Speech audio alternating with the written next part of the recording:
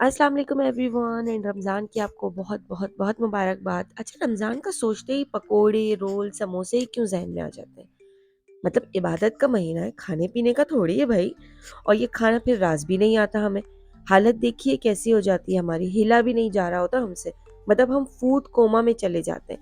میں مذاق نہیں کر رہی، واقعی میں یہ ایک میڈیکل کنڈیشن ہے۔ جب ہم افطاری میں رول، سموسے، چاٹ، دہی بڑے، فرائی آئٹم، یہ لال شربت کنزیوم کر رہے ہوتے ہیں، تب باڈی کا گلوکوز بہت اوپر چلا جاتا ہے اور اس گلوکوز کو ابزرو کرنے میں زیادہ انسولین ریلیز ہو رہا ہوتا ہے، اور جب زیادہ انسولین آتا ہے تو زیادہ میلیٹن آتا ہے جو کہ ایک سلیپ ہارمون ہے۔ جب وہ باڈی میں زیادہ ہوتا ہے تو پھر نیند آتی ہے، تو پھر ہم کھا کیوں رہے ہیں یہ سب کچھ جو ہماری صحت پر بھی بھاری اور جیب پر بھی۔ پتہ ہے ایک سموسے کی کیا قیمت ہے؟ 30، 40، 50۔ ارے گھر کے بنے ہوئے سموسوں کی کوئی قیمت ہی نہیں لگا سکتا۔ پرائس لیس ہیں یہ، پرائس لیس۔ پہلے سموسے کی پٹیاں آتی ہیں، فیلنگ الگ سے تیار ہوتی ہے، پھر گھنٹوں کی محنت سے درجنوں سموسے تیار کیے جاتے ہیں۔ اندازہ ہے آپ کو ان سب باتوں کا؟ پھر ہم ان کو پیک کرتے ہیں، پھر فریز کیا جاتا ہے۔ اس میں خلوص، محنت، پیار سب کچھ شامل ہوتا ہے، اور افطاری میں جب 10 منٹ رہتے ہیں تب یہ سموسے تیار کیے جاتے ہیں تاکہ پورے گھر والوں کو گرم گرم سموسے ملیں۔ اب میں آپ کو دوبارہ سے پوچھتی ہوں، اس سموسے کی قیمت کیا ہے؟ اس کی قیمت ہے وہ مومنٹس جو دعا مانگنے کے تھے، دعا کی قبولیت کے تھے، اللہ سے رحم اور قربت حاصل کرنے کے تھے۔ یہ قیمت ادا کی ہے آپ نے اس ایک سموسے کی، یعنی جس ریوارڈ کے لیے اتنی بھوک پیاس برداشت کی وہ لیا ہی نہیں۔ مطلب سموسے ٹھنڈے بھی تو کھائے جا سکتے ہیں، ہم سلطنت دہلی کے سلطان تھوڑی ہیں۔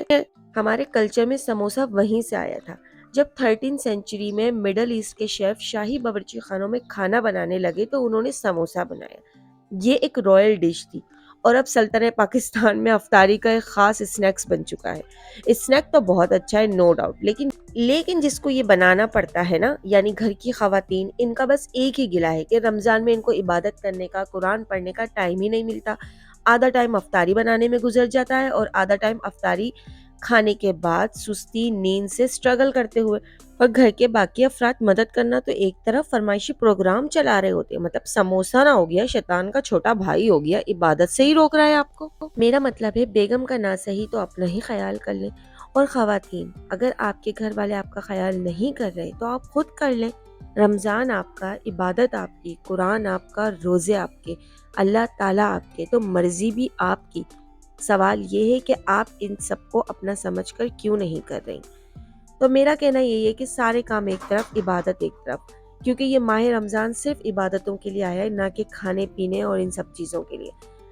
تو پلیز پلیز پلیز اپنی عبادتوں پر دھیان دیں، اپنی نمازیں اچھی کریں، اپنی تراویح پڑھیں، اپنی تہجد پڑھیں، قرآن کا ایک نہ ایک صفحہ، یعنی ایک پارہ نہ صحیح، ایک صفحہ ہی، ایک رکوع ہی ضرور پڑھیں۔ اپنے آپ کو عبادت کا، مطلب اپنے لیے عبادت کا ٹائم آپ خود نکالیں۔ ہمارے کام ساری زندگی ختم نہیں ہوں گے، ہم عورتوں کے کام کبھی بھی ختم نہیں ہوں گے۔ تو پلیز اپنے لیے یہ ایک مہینہ ہے ہمارے لیے کہ ہم اپنی مغفرت کروائیں، کیونکہ یہ خاص مغفرت کا مہینہ ہے۔ اپنے لیے مغفرت کروائیں، اپنے گھر والوں کے لیے دعا کریں، اپنے بچوں کے حق میں دعا کریں، اور پھر جب یہ مہینہ گزر جائے گا تو پھر ہمیں یاد آئے گا کہ کاش ہم نے اس ٹائم جو ہے ان باقی چیزوں کو چھوڑ کے عبادتوں کو ٹائم دیا ہوتا۔ تو بس میں یہی کہوں گی کہ اپنی عبادتیں اچھی کریں، اپنی مغفرت کی دعا کریں، اپنے والدین کے لیے، اپنے بچوں کے لیے، اور خاص اپنے شوہر کے لیے دعائیں کریں، کیونکہ سال میں بس ایک دفعہ آتا ہے یہ مہینہ، اور یہ مہینہ ہمیں جو ہے مغفرت کا ہمارے مہینہ ہے یہ، اس میں دعائیں قبول ہوتی ہیں، اور روزے دار کی دعائیں تو ویسے ہی قبول ہوتی ہیں۔ تو روزے کے منہ سے جب ہم جو دعائیں مانگتے ہیں وہ اللہ پاک فوراً قبول کرتے ہیں۔ ہماری نمازوں کا ہمیں ڈبل اجر ملتا ہے، ہماری قرآن کا ہمیں ڈبل ثواب ملتا ہے۔ تو جتنا ہو سکے، جتنا ہو سکے اپنے آپ کو عبادت میں مشغول رکھیں۔ کھانا پکانا سب ایک طرف، لیکن اپنی عبادتوں کو مت ختم کریں، وہ آپ ساتھ ساتھ جو ہے وہ کرتے رہیں۔ جیسے ہم دنیا کے ہر کام اپنے ساتھ ساتھ کرتے رہتے ہیں، اس طرح ہم اپنے اس مہینے کو اچھے سے عبادت میں گزاریں، کیونکہ یہ مہینہ واپس پھر 1 سال کے بعد آئے گا، اور کچھ پتہ نہیں ہمیں یہ دوبارہ مہینہ نصیب ہوتا بھی ہے یا نہیں۔